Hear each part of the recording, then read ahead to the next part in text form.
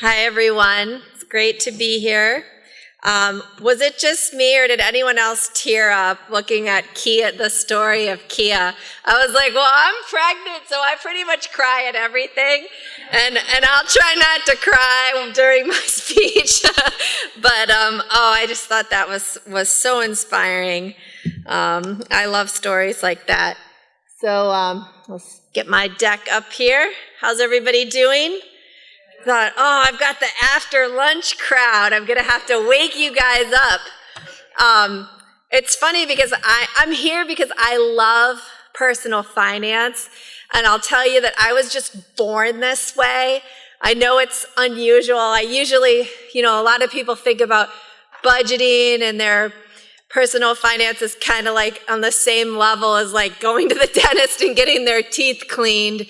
And for me, it's the opposite. I budget to relax myself. So, but I understand that I'm weird, and part of working in this field for 10 years has been to try to understand how to get other people really excited about this stuff.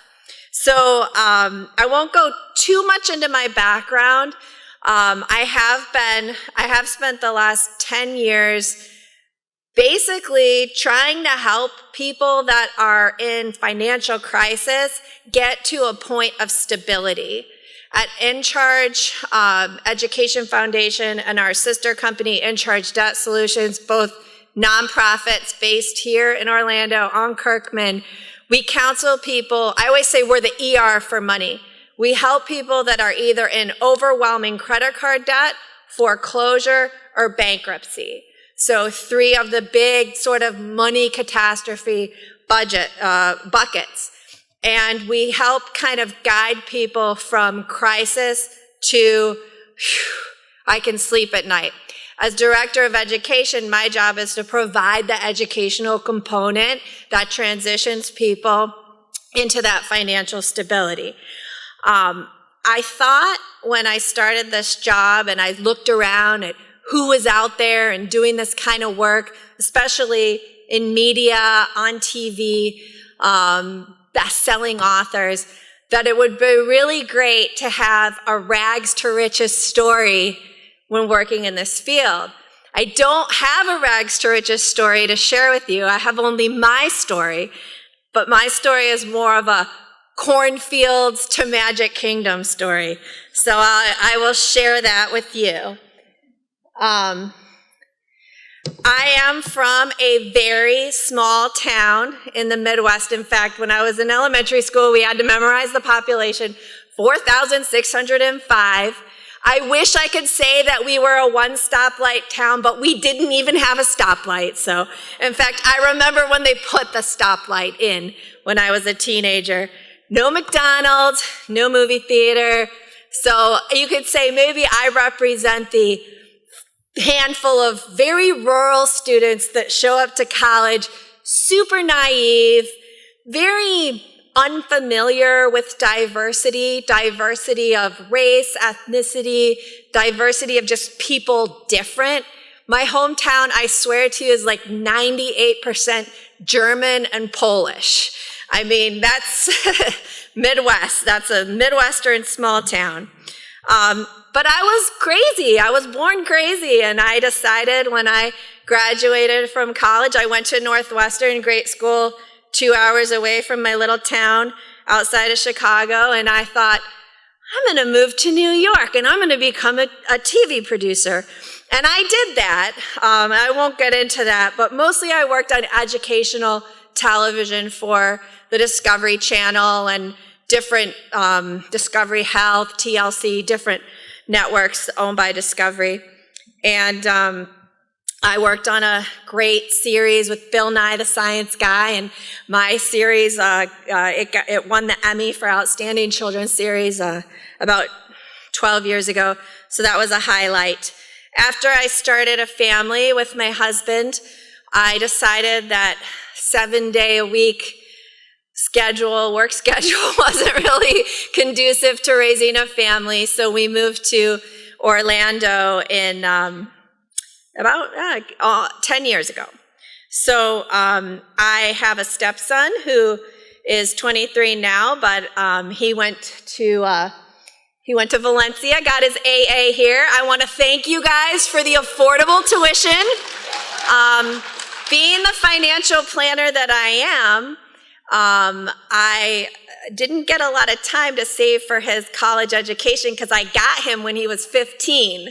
So my husband is from Russia, and he had a son with his first wife, and I kept saying, bring him over here so he can learn English like now. You know, it's harder the older you get. So he came and he went to West Orange High School and adapted, and he came over to Valencia, had a great experience here, and as a family, we were able to afford the tuition, so very grateful. He's at UCF now, and he'll graduate in December.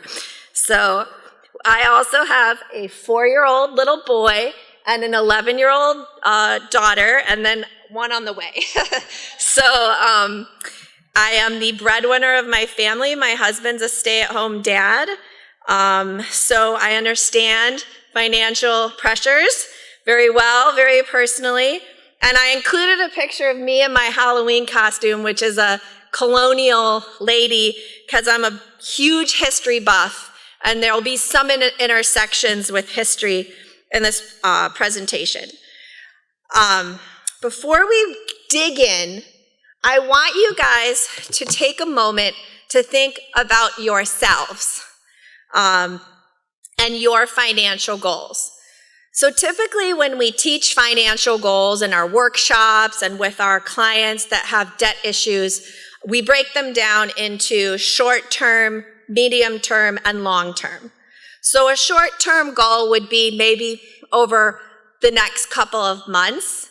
If you can just maybe on your notepad write down one of your short-term goals. If you don't have a short-term financial goal, maybe just try to think of one that would be good for you. Maybe this conference has inspired you over the morning.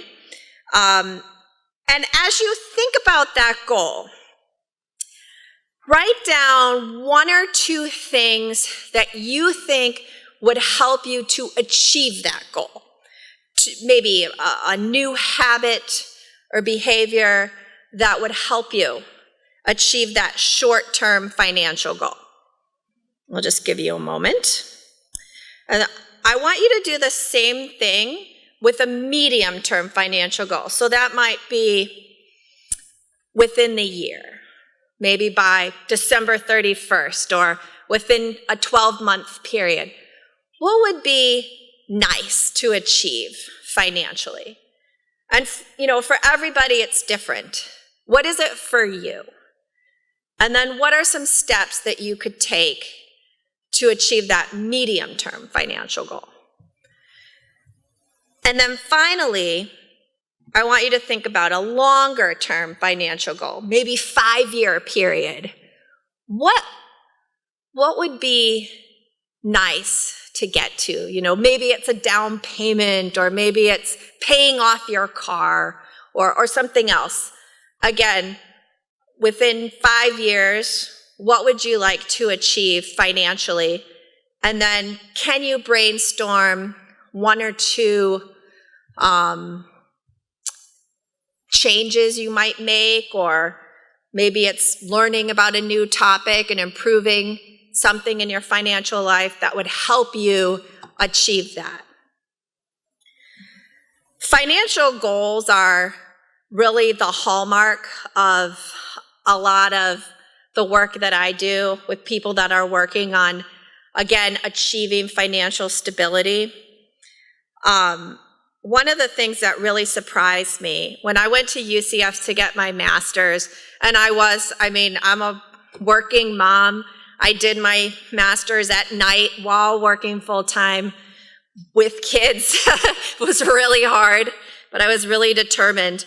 I did my graduate thesis on something around financial goal setting, but my research population was the Habitat for Humanity community, and I wanted to work on a financial app that would help people that are getting a home on the road to getting a Habitat home. And I knew that this population, I developed a workshop for them, had been working with them for a couple of years, really needed an emergency fund to withstand something that would be a small problem for maybe us, is like a catastrophe for a Habitat for Humanity home recipient based on the income levels and support that they have. And so I was trying to develop this app where they could set and track goals. And one of the things that I realized working on this project, my thesis, was that for most of and it was mostly women, moms that were in Habitat, and this is the one here in Orange County, to save up a 1-month emergency buffer. And keep in mind that most financial planners and the Susie Ormans and the Dave Ramseys of the world say you need 6 months to kind of have a level of comfort. To save up 1 month of an emergency buffer was a year. It's math. That's what they needed. 1 year to save up 1 month's worth of reserves. And that's if nothing goes wrong in that year. So it was very sobering and very humbling for me to realize how hard this is for a big portion of population. I had our IT department. We have a sort of an online debt diagnosis tool for people that come to us that have overwhelming credit card debt. I had them add a question to this tool that we really don't need for debt diagnosis, but just for me, what is your financial goal? And we have about 12,000 people a month use this tool. So after a few months, it was right before the holidays, I asked them to export me all of because you could freeform type in your goal. And I read it like 2 days before Christmas, and the goals were like, I want to be able to buy food for more than 1 or 2 days at a time. Or, this is the part where I'm like, I hope I don't cry. I promise you it's the pregnancy hormones. I want to take my kids on a vacation, like not every year, just once. I want to go buy food without checking my balance.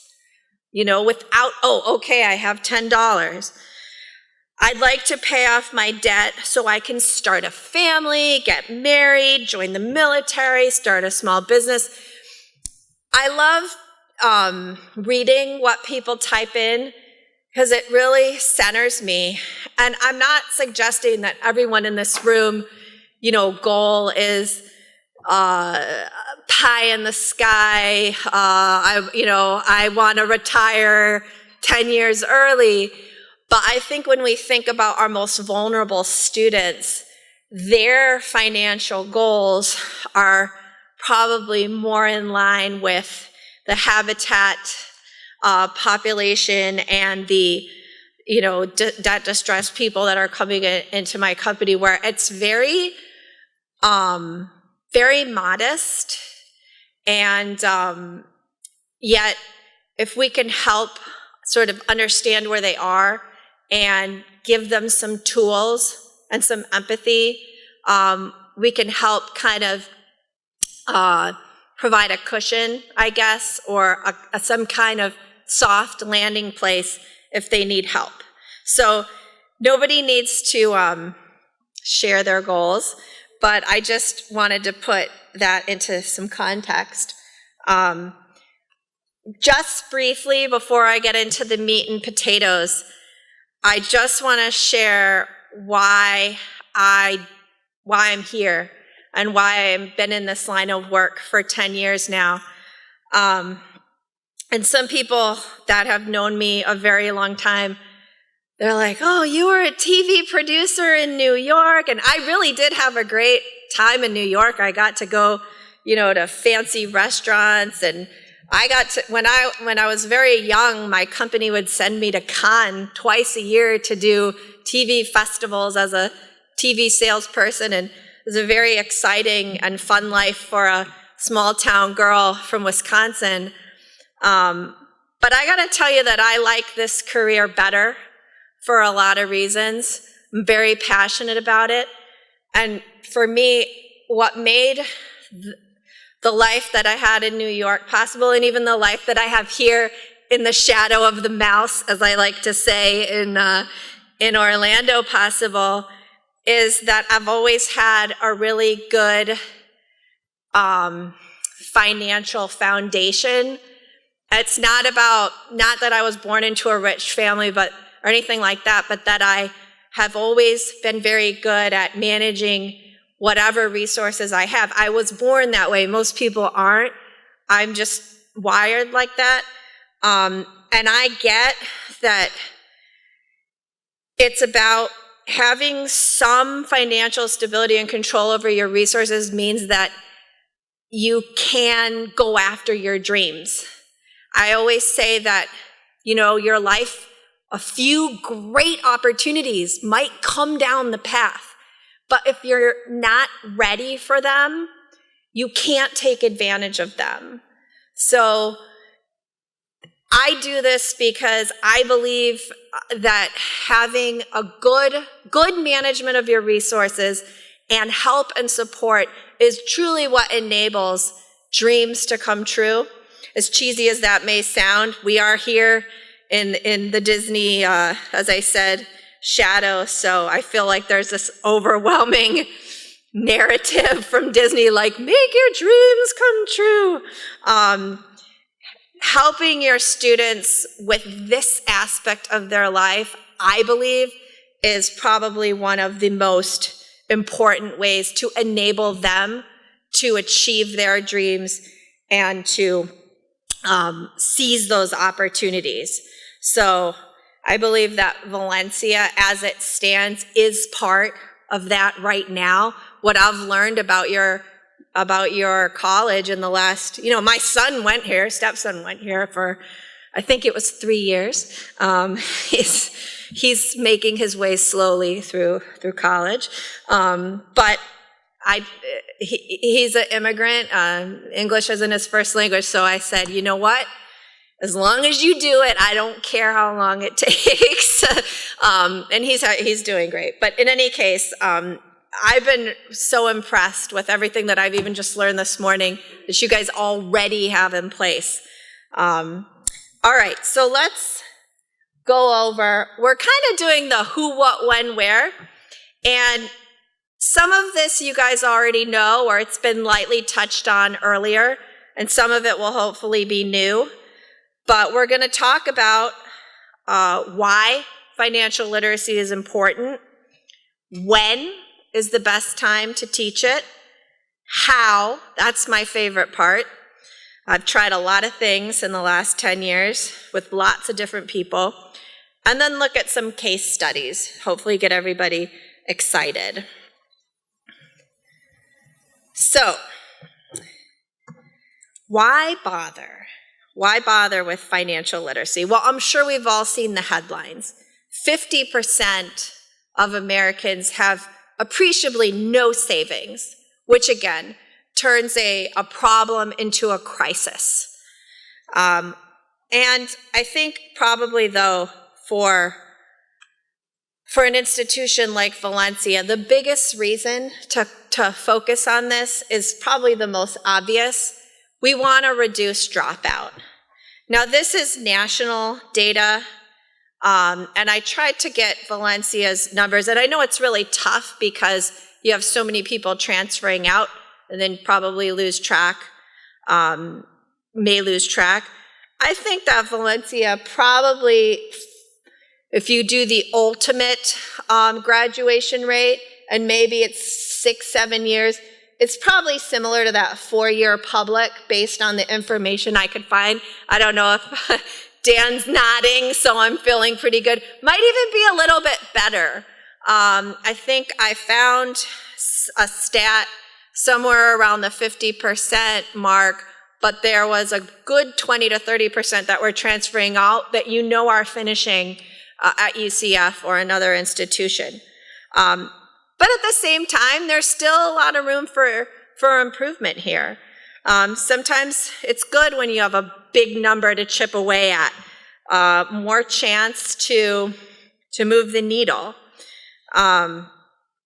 So, what you may not know, or maybe you do, is that financial problems are routinely named as the #1 reason why students drop out. It's a no-brainer. I just can't afford it. I've got to, like Julio shared this morning, his dad was diagnosed with cancer. I mean, there's so many things that we can't control, but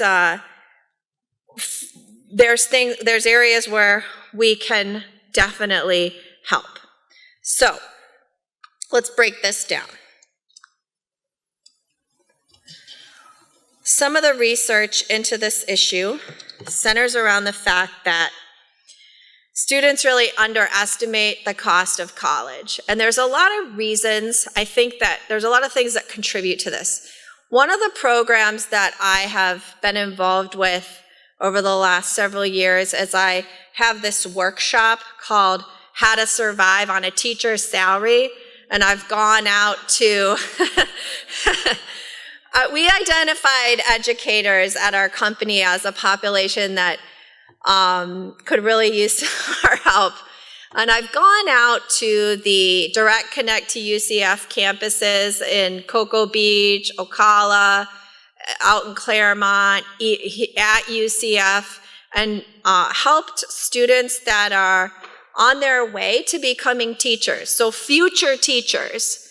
And there's a lot of anxiety with this group. Well, I want to be a teacher. I'm called to be a teacher. This is my dream. I'm going to college to be a teacher, but I'm really scared. Am I going to be able to make it? Can I live on a teacher's salary? And then, the news, teachers' pay is stalled, or, there's like this tiny raise every 5 or 10 years. They're having to pay more of their pension benefits and health benefits, and it wasn't really a fat salary to begin with. So one of the exercises that I would do with these future teachers is let's start now. We'll figure out, we know what you're going to make, because most people know which county they're going to work in, and starting salary isn't secret information. I would basically ask them, have you ever tried to figure out what your education will cost? And generally, it's, deer in headlights. Students kind of approach college in a semester by semester fashion without a lot of looking ahead. And the costs are predictable. They're not mysterious. But I think an exercise in your maybe first freshman success class that I heard a lot about, sounds really great, would be to just map it out. What is it going to cost you? How much will you need to borrow? Do you need to figure out a way to make more money in your part-time or full-time job? Like literally map out the experience to figure it out. So students do fail to plan for the 4 to 6 year commitment it's going to take. And then we know that small dollar emergencies really derail students. Like, my car broke down. I just can't afford to fix it. I guess I'm going to have to drop out, over a $400 car repair cost. Unfortunately, this affects our most vulnerable students. And we know that students who drop out are unlikely to return. In fact, I found the national statistic was a 30% return rate after dropping out for just one semester. It's really great to be in this field because I study this data all the time, and I'm doing workshops and going out was when my stepson finished his AA here at Valencia, he told me, I don't think I'm going to continue. I think an AA is good enough, and I'm satisfied with myself. And I knew the stat that if he didn't keep going, if he didn't do his direct connect to UCF, that he probably wouldn't go back to school. And I thought, man, you're my investment. Like, I've invested in you. I want a return on this investment. I didn't say that to him, but I couldn't. And my husband, he's from, I'm not suggesting this is common to people from Russia, but he's from Russia, and he really could have cared less if our stepson continued on to school. He's just oriented differently. Oh, this is good, he'll figure it out. And so I knew it was all on me. And so I made him a pitch. I said, I get it. You're young. He actually had a good part-time job. He was making $25 an hour as a tennis coach he doesn't play tennis. I don't know how he got this job. But I do know, there's all these Eastern European wealthy families that if you ever watch like the Wimbledon, there's all these like Russian elite players. Well, these very wealthy families over in Eastern Europe send their kids to learn and get better at tennis here at 2 tennis academies in Orlando and Kissimmee. And since he's from Russia and he went out to dinner with people that own this, they're like, you can be a fitness coach. So anyway, he had this really good job. But long story short, I said, why don't you just take one class, just one class, one class a semester? How bad can that be? Just to keep him in the game. And my strategy ended up working, even though I don't even actually want to think how many years it's taken. I was like, is it 6? Doesn't matter. By keeping him in, he had enough exposure to the student culture and world, and you meet friends on campus, and he stayed with it. So I'm not surprised about only 30% return. But I think if we can make pitches to just one class, just keep at it, it's ultimately going to result in more students sticking with it. So my next slide, no surprise, I'm sure, our lowest income students are most vulnerable to dropping out due to economic hardship. That is also a no-brainer. I thought this was really interesting. 73% of lowest income quartile who began at a 2-year institution did not complete an associate's or bachelor's within 6 years. And a student from a low-income family who scored top marks in math had the same chance of graduating as a student from a high-income family with below-average mathematical abilities. So, we know this stuff. But I think one of the big differences between sort of our middle income and upper income students and our lower income is you just don't have as much of a buffer to make a mistake when you're in that low income group. There's just, not a lot of leeway.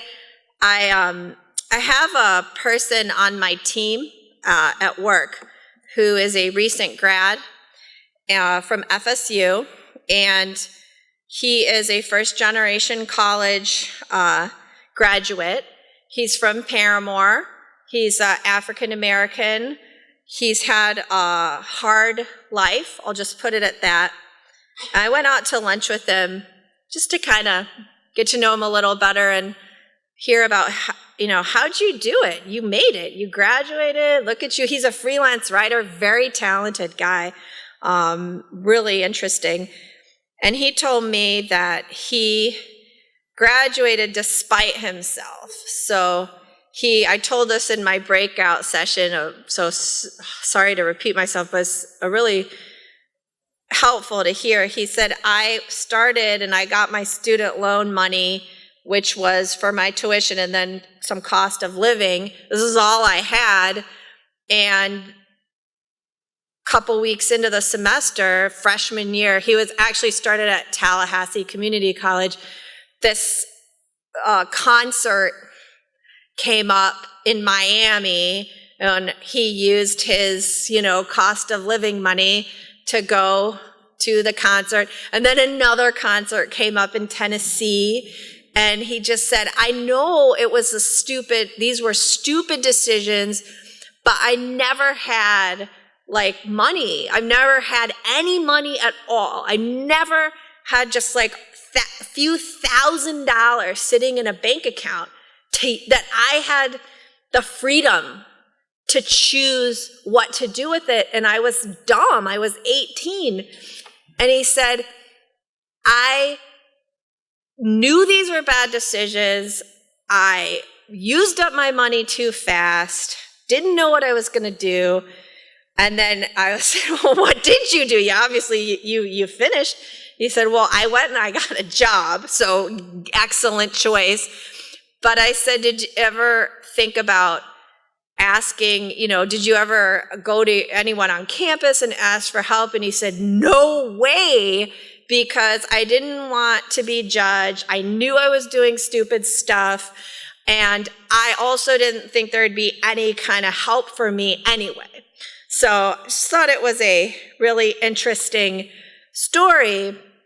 And I think when I think about your mission for this symposium and a lot of the activities that you're doing here to create a culture of financial literacy on campus, I think one of the best outcomes for an initiative like that is to make everybody feel a lot more comfortable talking about money, their decisions.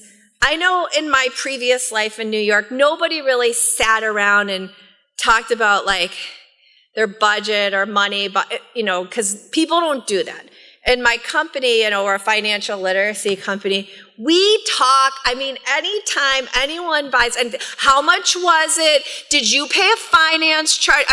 Because we have that culture in our company, and the stuff that we learn from each other, just like Elisa was showing how the students were crowdsourcing, sharing all their hacks for, this is how I save money on food. This is how having that open dialogue amongst your students and yourselves is so fruitful. I know in some of the longer term workshops, like we do almost half-year workshop series with Habitat, we try to get, because these are people living on very, very low incomes, and they all have strategies and hacks, we try to encourage that peer-to-peer sharing with things like bring in your frugal recipes and we'll exchange them, and just getting kind of some momentum around that kind of conversation makes it okay for someone like my team member to be like, man, I messed up. This is what I did. And then the next person's like, oh, I got one better than you. And then why shouldn't we all learn from these mistakes and feel not like we're going to be judged for our mistakes, but that we're going to be in a culture that understands that these mistakes happen, and that there's support to kind of move past them. So, all right, let's move on here. This is actually from a survey that Valencia commissioned, which I think you guys probably maybe have seen and know about, but I thought this was really useful. A majority don't actually know how they're going to pay for school. This falls under what I was just talking about. There's a lot of anxiety around the future when you don't have a plan. You can help your students put a roadmap together. The resources, Valencia is affordable. There's resources available. There's loans. But you gotta, having a plan alleviates that anxiety. Understanding just what's ahead and how to deal with it. And even if you don't know how to deal with it, articulating the problem and then coming up with possible solutions, this is really, really important. We worry less when we have a plan. So let's see. I think, did we just see the same one? All right. I think this is just, similar.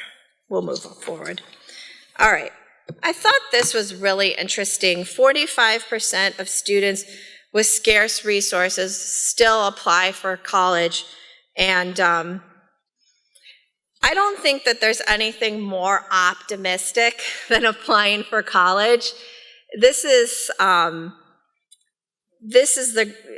often called the Great Equalizer. Whether it is debatable, but I feel like students that apply for college have no idea how they're going to pay for it and sort of stumble down that path. You guys are on the front lines to welcome them, receive them, and help them move forward and, again, get to a place where they're more ready for opportunities. I was really excited when I was sitting waiting for a meeting here a couple weeks ago to see signs for things like you can rent the books for 2 hours and sit over in a lounge area, and that you have arrangements so that students can have discounted transportation or free links passes. I think you guys are really pioneers in this area. I'm going to show case studies later on, but I think that Valencia could probably even be a case study in this presentation. Really, really awesome. So I have been showing this slide in different workshops at colleges for a long time. Obviously, we know that income correlates with education. And certainly, if you're going to be a programmer or an engineer or a finance major, you're going to be achieving numbers more at the top. But I think that the part of the story that often does not get told when we think about how higher education correlates to financial stability is the bottom part. It's the part in green. That is the unemployment rate based on level of education received. So if anyone's ever been unemployed, and I can tell you that I was unemployed during the financial crisis for almost a year, it's really catastrophic to any kind of financial well-being. It can take years to recover from even short-term unemployment.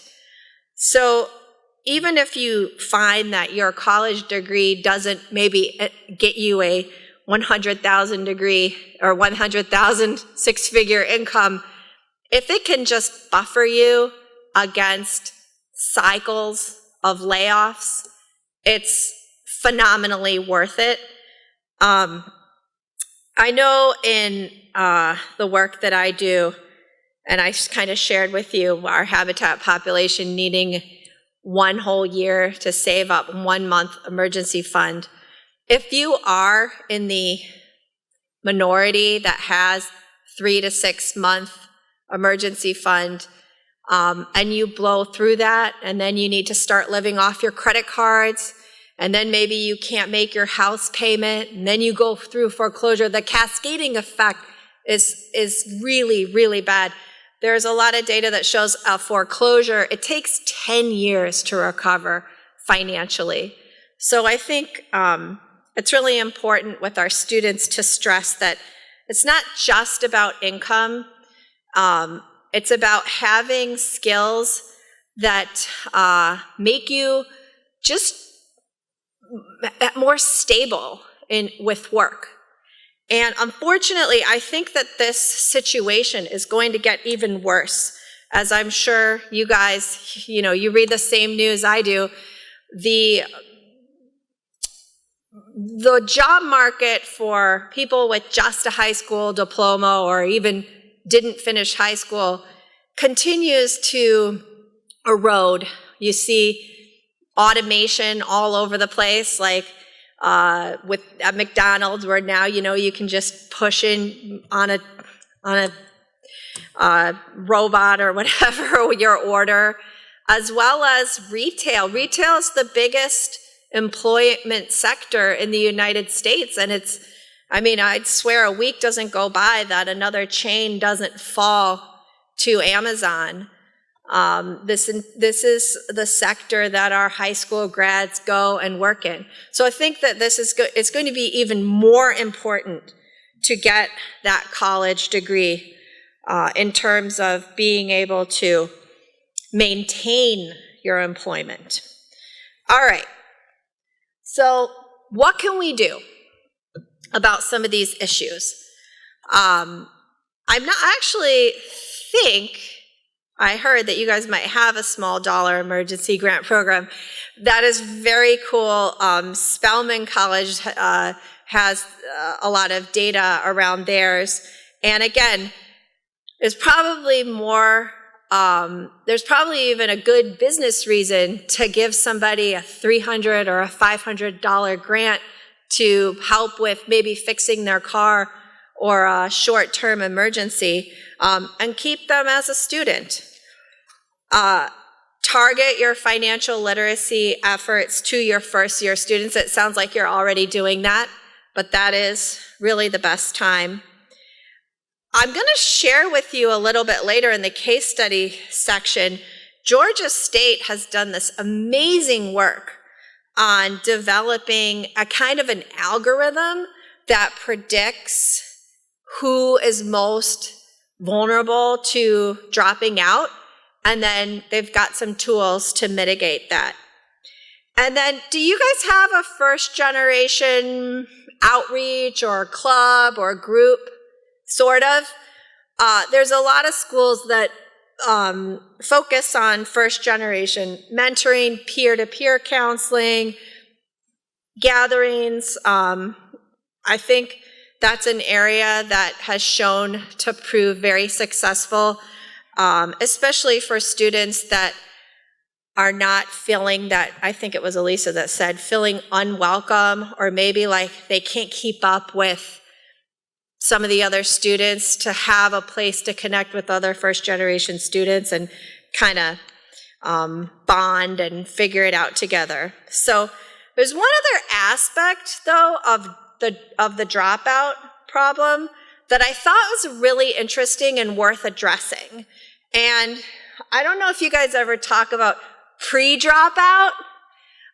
So pre-dropout is actually people that register or apply, but then they don't get to college because kind of like they don't know how to, like they miss the deadlines. They don't have parents that are helpful and proactive.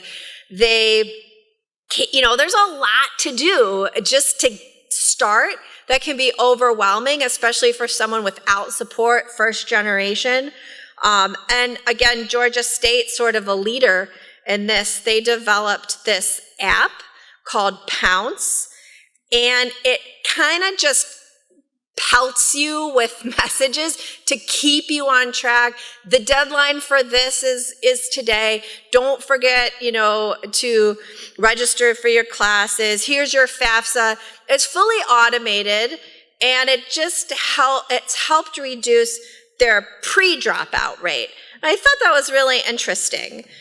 Maybe not something that we think too much about, but it is another area where we're losing people.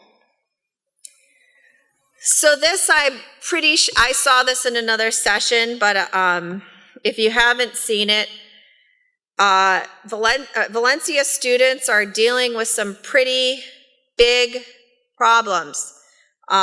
Food insecurity, being hungry, skipping meals, not knowing where the next meal is coming from, and housing insecurity. No surprise after what we saw this morning from Julio. I mean, this is a really tough place to find affordable housing. I want to share something. So when I started again 10 years ago and started going to financial literacy conferences and trying to dig in really earnestly, what can I do to help people that are struggling? I would either go to conferences or there's webinars, and a lot of government agencies sponsor like think tanks and different talks, and you can watch them online. And I kept seeing a couple of things. I kept seeing like these financial foundation people that would start their talks off like, and we don't have this here, but be like, it would always be like this very old man in a suit talking about how his grandfather showed him a prospectus and he got into stock market investing when he was like 14, and and I was sitting there going like, the people that really need this, they can't relate to stories about prospectuses and junior Warren Buffetts of America. Or I would see, and I almost hesitate to bring it up, but I think it's so funny at this point because I'm sure you guys have seen it. The person that gets up and talks about why you shouldn't get a $5 Starbucks coffee and it's going to ruin your future and you're never going to have a retirement plan, like it's never been said before. It's kind of like, can you get some original material here? Like, we all know that we shouldn't spend $5 for a Starbucks coffee. Everybody knows it. Everybody knows that if that same $5 was put in a retirement plan, we could all retire at like 45 with $1 million.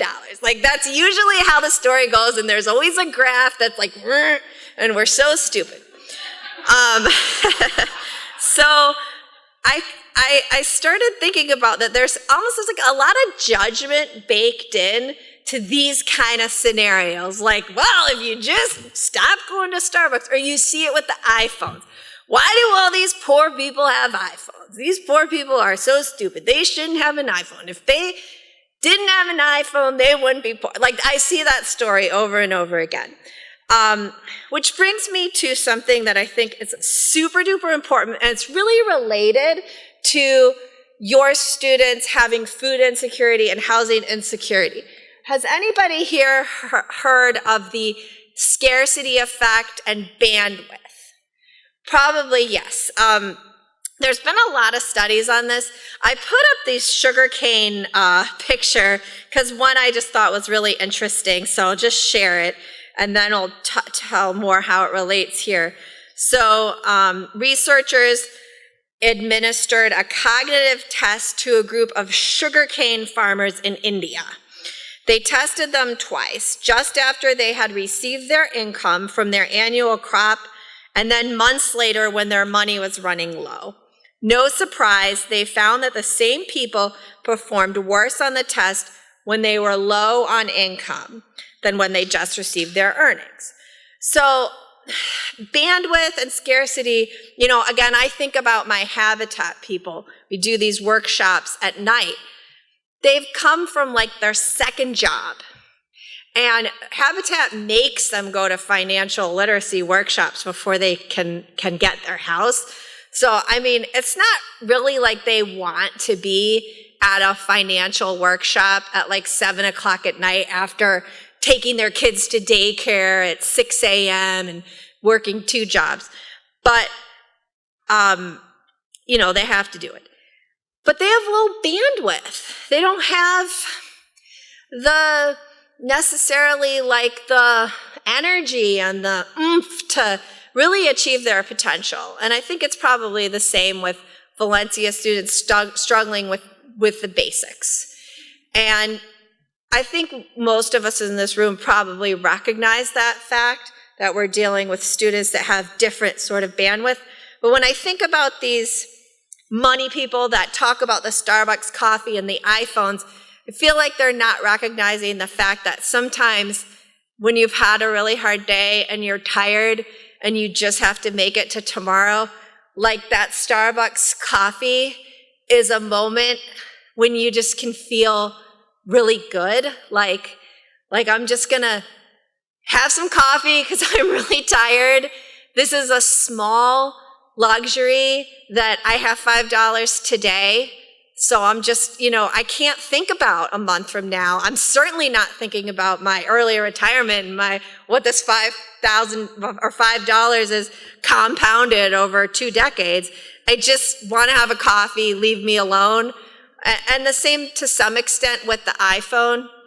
So I think that really when we're talking about low bandwidth and scarcity, the most important thing is to acknowledge that this is real, to have empathy, and to have support systems, which I'm going to get to more, and it sounds like you do have a lot of support systems in place already.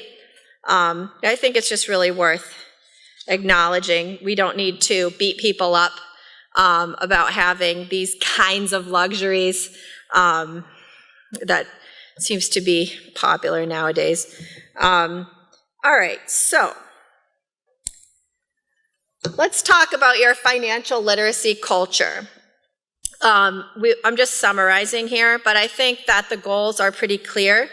You want to lower your dropout rates, and hey, while we're at it, once people have left successfully having completed their program, let's make sure that they have some knowledge and behaviors and habits and abilities to pay back their loans, which hopefully are not very high.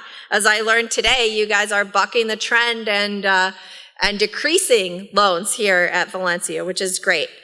You also want to decrease those risky financial behaviors that can derail your students. So like borrowing, sounds like you have a plan that's working for that. Other kinds of high interest borrowing, like with credit cards and payday loans, and also to reduce your students' exposure to predators, financial predators. They're everywhere. We're going to talk about them.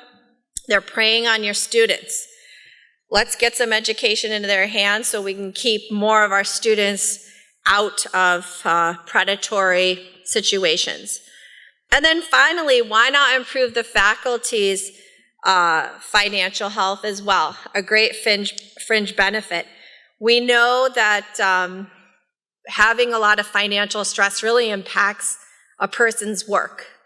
It's hard to concentrate, get up in front of a room and teach a class when you yourself are worried about your mortgage payment or your credit card debt. So I think I've made the case for why. Now let's talk about when. I think it goes without saying that the best time is at the start of school. But that's not just, me sitting in this morning and absorbing what I've heard. There's a lot of research out there that financial literacy education is best consumed at milestones. So what are these? Things like people are most open to, let's say, learning about how to budget better right before they buy a house.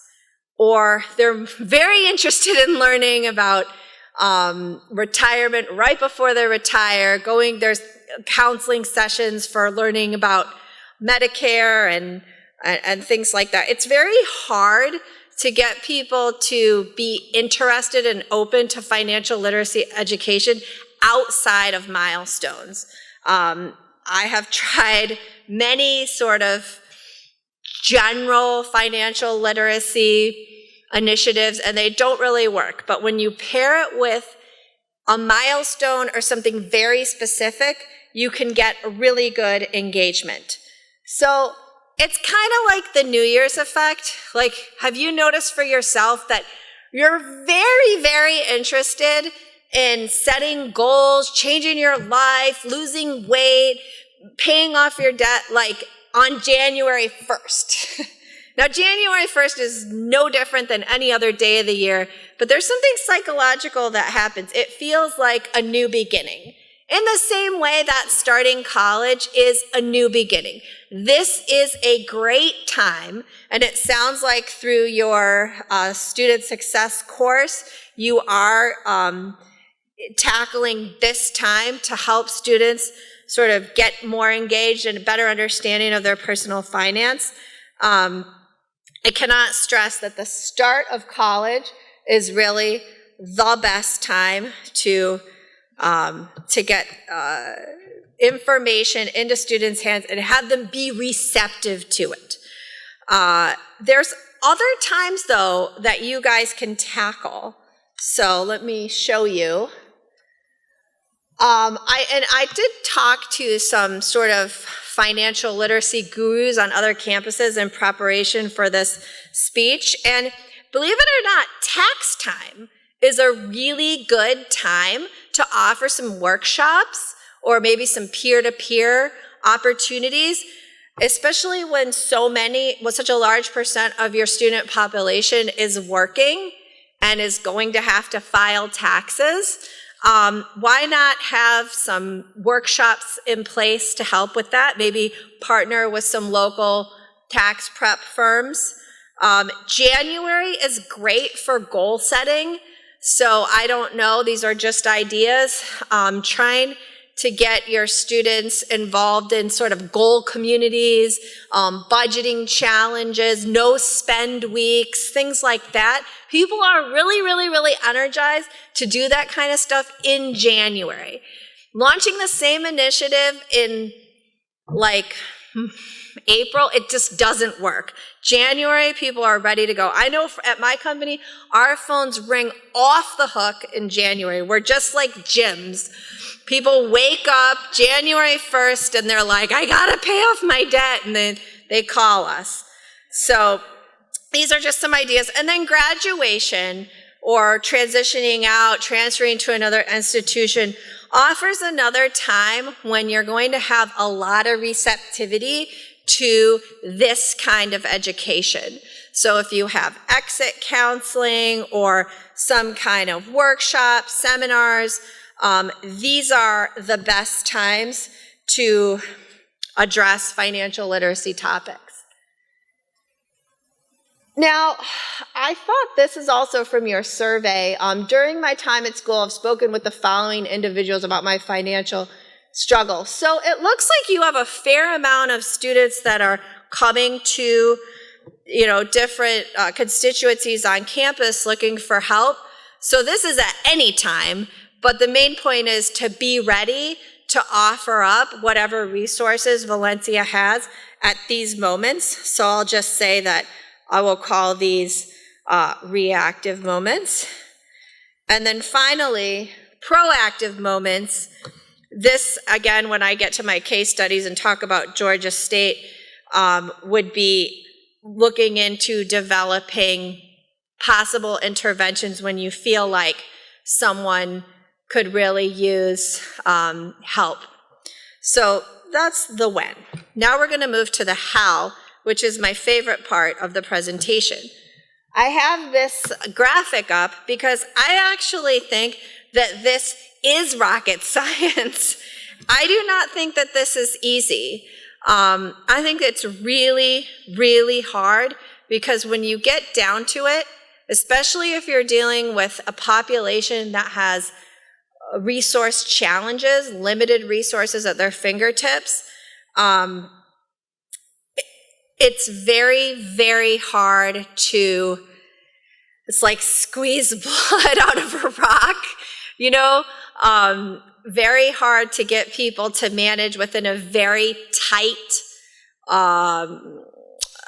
space. So obviously, if you're dealing with a nice, big income, there's all sorts of things you can do to improve someone's financial position. But when you're dealing with very limited resources, this is very hard, but it's also extremely necessary. So I have a question for you guys. I'll be honest, I'm 42. When I was in high school, I think the only formal financial literacy education I ever had was the stock market game in high school. How many of you guys played the stock market game? All right. I'm pretty sure that the stock market game was like a lot of schools' ways of checking the box, like, oh, yeah, we're covering financial literacy. We've got the stock market game. Very popular, very fun. Or, do you feel like maybe you learned about real estate investing through playing Monopoly? Because that's how I learned about it. What else did we? A lot of financial literacy curriculums are just chock full of things like, the glories of compound interest. I don't know. I've been in the workforce now 20 years, and I think I've made like $10 through compound interest. I don't know how you could retire off of compound interest with 1% saving rates. I think a lot of these curriculums were made in the 80s when they had 10% interest back then, the 80s. It's nothing now. So the main point being that, I think I lightly touched on this before, financial literacy that's all about investing, which is a lot of it, is not helpful to like 90% of today's students. Only about 10% of Americans will ever buy and sell single stocks. So, the stock market game's fun, but for a lot of people, it's just gambling. It's not realistic. 50% of households will never have any money to invest ever. Ever. And only 8% of Americans own rental property or real estate investments beyond their personal residence. So I think the big question facing us is, how do we craft financial literacy for people in that 50% so that maybe someday they could be an investor?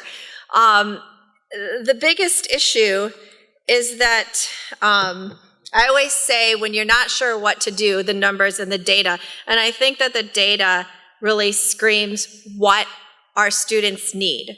So 44% of Americans, and I'm sure it's probably more like 80% of Valencia students, they don't have any savings, any emergency buffer, anything at all. The importance of having some kind of buffer. Can you set aside even the smallest amount of your student loans into a savings account? Not because it's going to get 1% interest, but just because if maybe you need it, you'll have it. 39% of Americans carry credit card debt from month to month. We need to learn more about how interest is working against us than for us. And one thing I just find really staggering, a lot of people are great at comparing prices and terms for small expenses, like you're standing in the grocery store and you buy the BOGO instead of the one that's full price. But when it comes to the big decisions, they do no shopping around. And that's true for mortgages. Less than half of Americans get a second quote on a mortgage. This was devastating to people during the housing crisis because a lot of people qualified for really healthy mortgage terms, but predatory lenders did not offer them good terms. And without shopping around, you don't necessarily know if you're getting a good deal or not. So I think that we need to orient our financial literacy approach to this kind of content. So this is also from your survey, and it really mirrors some of the data I just showed. 60% with no emergency buffer, 39% find their debt overwhelming, 51% indicate it's important for them to support their families while they're enrolled. And 53% of Valencia students have run out of money 3 or more times in the past year. Very briefly, I know there's other sessions that focus on this. Culture cannot be understated in this conversation. People generally acquire their financial attitudes, habits, and behaviors from their moms. I found a study on that.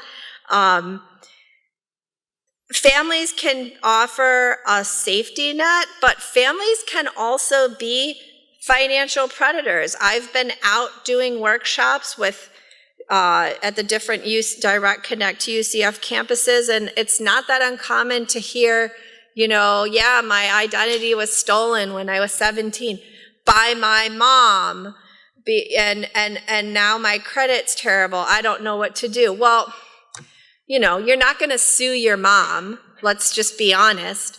There's things you can do, but we do have to recognize that people come to this discussion with different backgrounds, values, and it definitely has an impact.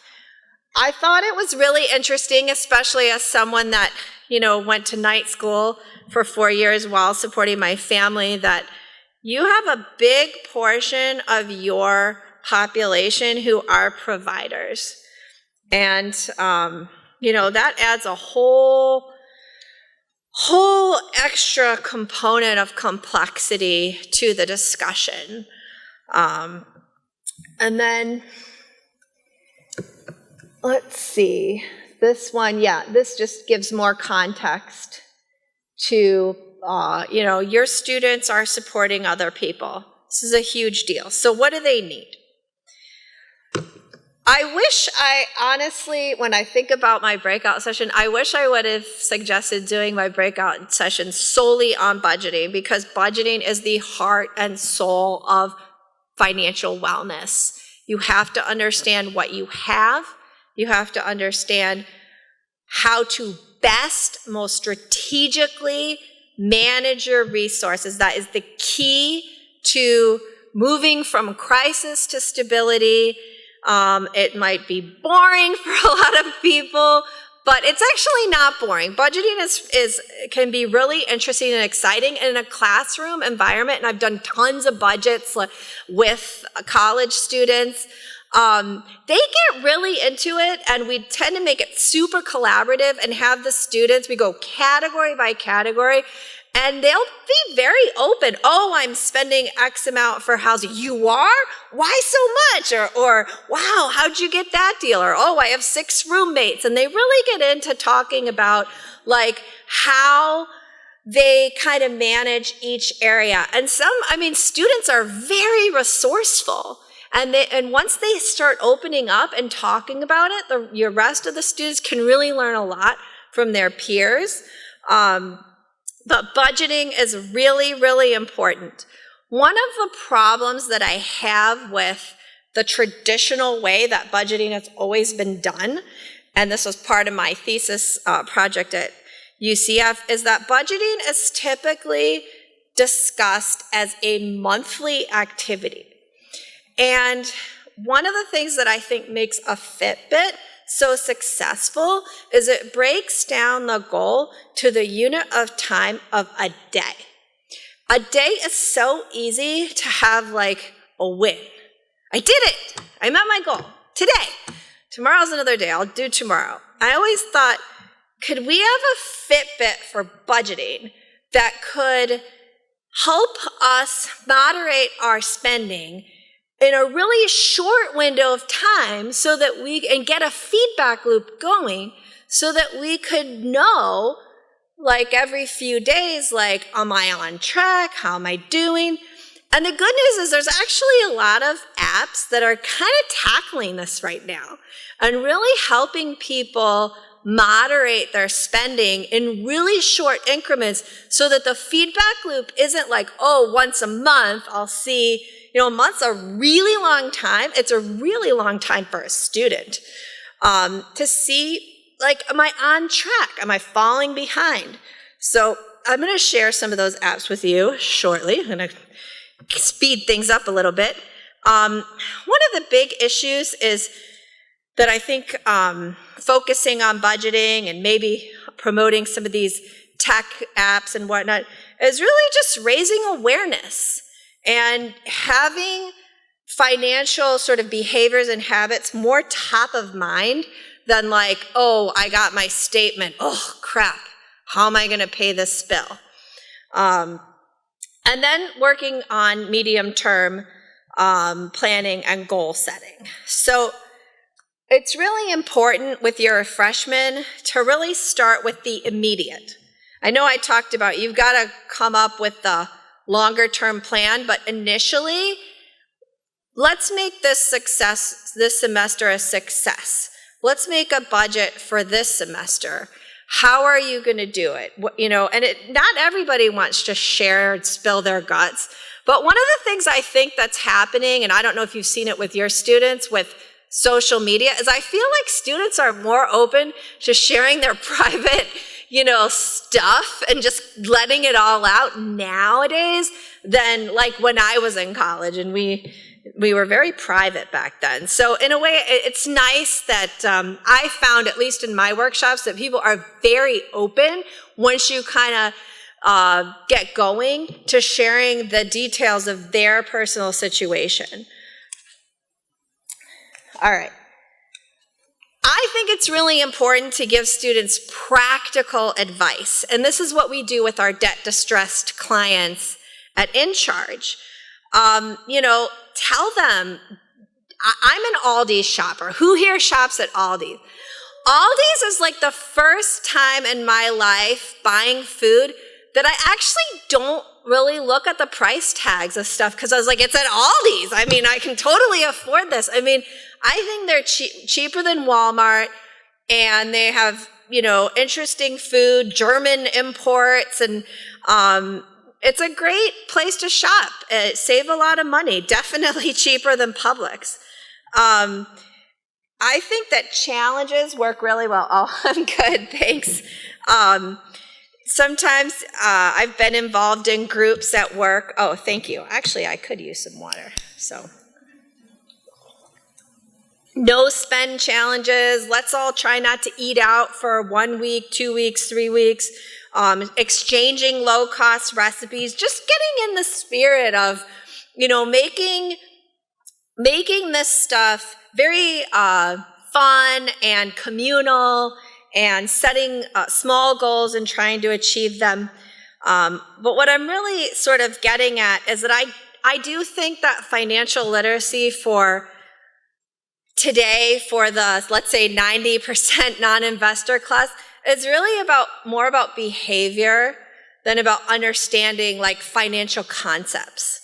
So one thing that I think is really interesting, and I'm sure you've heard about this, but there's been a lot of studies showing that when people have cash in their wallet, they'll spend a lot less than if they're using a debit card or a credit card. Because there's something about seeing money deplete that it like feels more painful. And like a swipe is a swipe. No matter how much, it's the same. $1, $6, $12. One of the best illustrations of this, and this is just something to let your students know, if you're having problems managing your money, if you get your statement at the end of the month and it's a big surprise, try it. Try cash. Will you spend less? This I just think is fascinating. When McDonald's added credit card machines, the average sale went up significantly because people just didn't feel it. They didn't feel like they were spending money in the same way that when they were using cash. These are things that I think we should just share the awareness so that if you are inclined to improve your situation, there are things you can do to help moderate your behavior. Let's talk about housing. This has been covered today. This is really probably one of the biggest issues your students are dealing with. There's things that we can help out with, and there's things that we can't. We can't make housing cheaper, but we can maybe inspire our students to get creative. So there's a million ways. If you just Google cheaper housing, reduce my housing costs, there's a lot out there. Just getting the wheels turning. How can you, this is the biggest chunk of most people's budget. How can you reduce this? Is it roommates? Can you work with a small landlord? Can you do the grass instead of having them pay a service? That's $70 a month, maybe off the rent. Just getting the conversation going and helping students be proactive is very helpful. I was excited to see that the mayor has a housing task force. I don't know if anything will come out of it, but let's pay attention to that and see what we can do to help students with this issue. So again, my main theme is I think it's more important what students do than what they know. So pay attention, monitor spending, monitor your credit score. I'll have a slide on that in a minute. Use some tools. There's a lot of them out there. I've got some that I recommend. Pay your bills on time. A lot of people pay their bills late, not because they don't have the money, but they're just disorganized. That's something we can all work on. Know before you owe. Consumer savvy resources are really important. Shop around. Understand the terms and conditions before you sign up for things. And let's try to keep our students as much as we can away from the credit cards and on their debit cards. So let's talk about consumer savvy. I feel like every few months, a new industry joins what I would call the ranks of being a financial predator. So I think we've heard a lot about, unscrupulous mortgage lenders, and even to some extent, automobile financing. That's like 20% APR. We know about credit cards.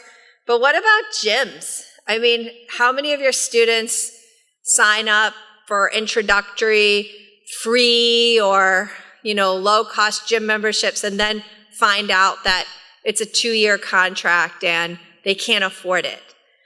I'll tell you that my stepson did that twice, so not pretty. Cell phone contracts, there's a lot of predatory cell phone contracts. I love when I do workshops, getting the students talking about their phone contracts, because some people have great deals. They're not in a contract. They're paying $40 a month. They know that they can use Wi-Fi pretty much 90% of the places that they go, and they don't need to pay for that big data plan. And they can help the other ones that didn't got the brand new phone, have a 2-year, very unaffordable contract. Co-signing, catastrophe.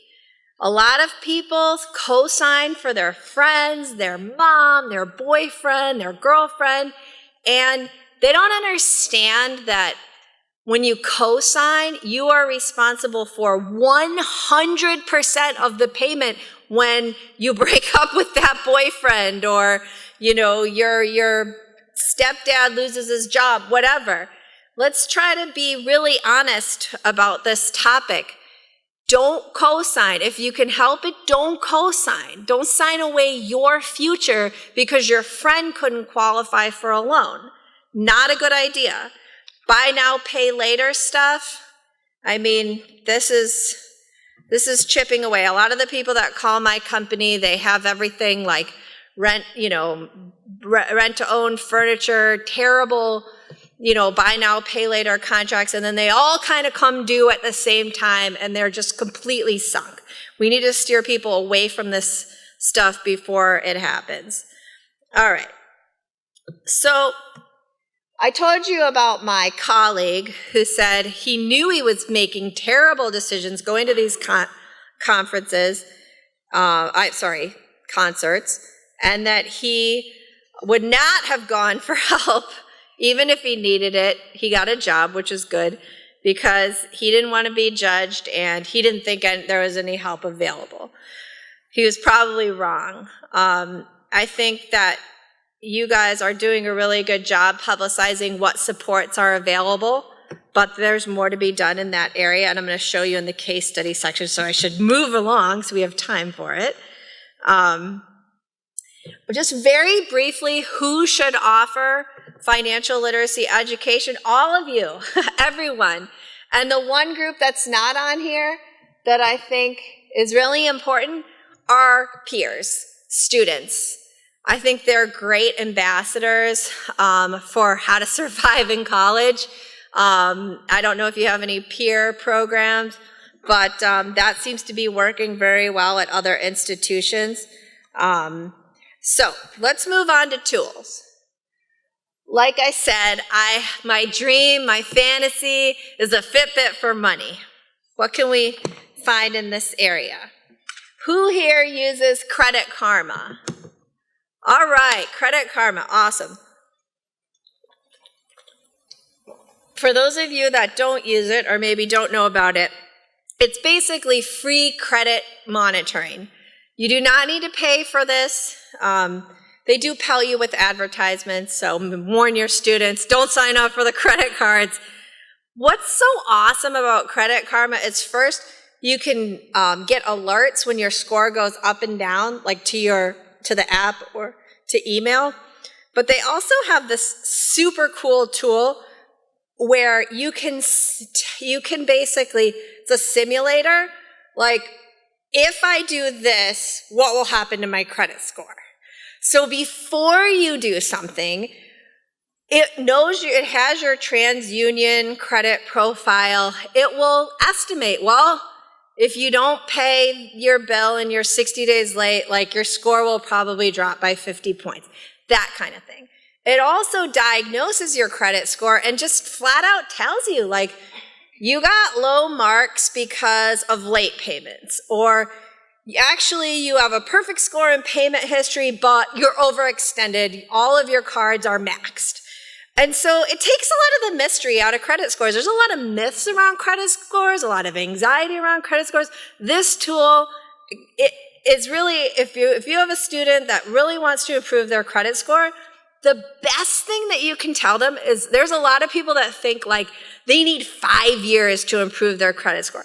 That is not true. You can have dramatic improvement in 1 year.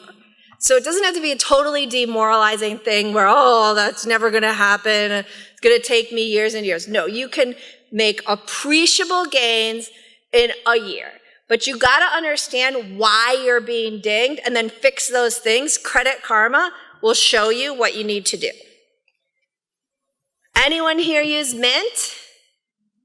All right, Mint is one of my favorite tools.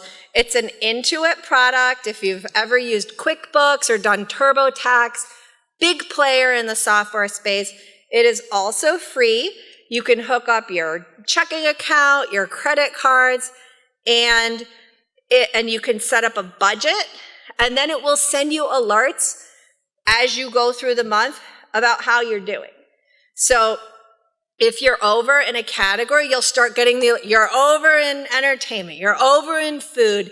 It's just a good way to passively, almost like having a coach, passively monitor what you're doing and then send you feedback. That way it's not a surprise when you run out of money. I'm a big fan of having a feedback loop no matter what area of your life you're trying to change. The better, like action, feedback, you can have that loop going, you can make improvements. So highly recommend it. It's also free. One of the things, we have tons of financial calculators on our websites. The 2 websites that I manage get about 500,000 visits a month, so they're pretty high traffic. One of the things that I noticed, though, the calculators, compare rates, they're typical financial calculators.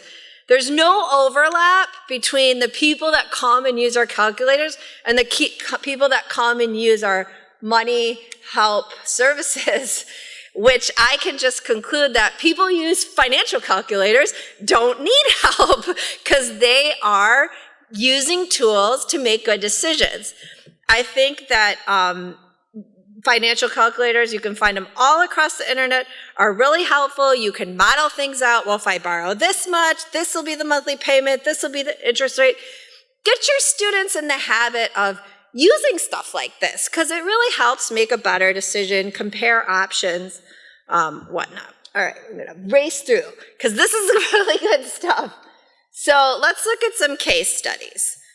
The CUNY system in New York has done a lot of work around helping their most vulnerable students. So some of this stuff I've already touched on.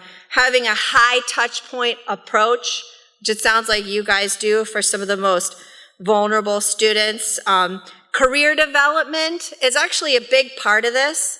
And also having segmentation in how you approach your students, women's groups, men's groups, first generation groups, to sort of not treat everybody and is sort of the same. Goal development, which I've touched on quite a bit. Let's look at Duke. Duke, let me see, I'll just summarize the good stuff. They have a really active first generation group, which I think at an institution like Duke, where you have a lot of higher income people, really helping those first generation students not feel unwelcome and different really matters. They've got a great online portal. They make their financial literacy education mandatory. That helps. They've got a lot of optional workshops around seasonal things like taxes and credit score. They do a lot of peer counseling. And one of the things I think that we all need to think about is like, what's the best way to communicate what's available? Gosh, students are like on social media, email. They said email. I feel like people aren't checking their email anymore, and you kind of have to put stuff out there at the same time in social media. I really enjoyed learning about Georgia State. So Georgia State built an algorithm. It took them several years to do this, to pinpoint who's going to drop out. Like they know from the beginning, like this person has, based on a whole bunch of criteria, and you can go read about, they've published a lot on this. Attendance, they even study people's cards that they swipe at the cafeteria and bookstore, and they've got transaction information feeding into this to sort of figure out who's most vulnerable. Then they get a lot of counseling, even stuff like, you know what? This is a toxic combination of courses. Like if you're a vulnerable student, never take like the chemistry class and the calculus class at the same time because it's a toxic combination. You gotta have, they're both really hard. Move this one to this semester. Giving students that are very vulnerable to drop out really clear advice about how to get in and get out as fast as possible. You can't make a mistake with like choosing a course you don't need or that's taking you far off the path or not related to your major. They've done exhaustive research using historical data and figured out a lot of interventions to help move more of the vulnerable students to graduation. And they've got really impressive results. So I highly recommend taking a look at Georgia State University's algorithm. All right. How do we get people to our education? I think the most important bullet here is free food. If you offer the free food, they will come to the workshop. We find that to be the case in our field. There's other things. Good marketing, I see the posters up everywhere. Maybe some good social media marketing. can you integrate some of this stuff into the core classes, into math, into the social sciences? So anyway, and then my final slide, and sorry for rushing a bit at the end, but I think we got through it all, is again, this is all about dreams. You guys this is a dream factory. Valencia is a dream factory. Why can't Valencia be a dream factory? How can you help more of your students achieve their dreams by, I guess, giving them a little bit of a support and cushion so that their mistakes don't end up turning, into catastrophes. So, and I don't know that there's really time for questions, but if you have questions, feel free to come up to me after, come to my breakout session, or just email me. So, thank you.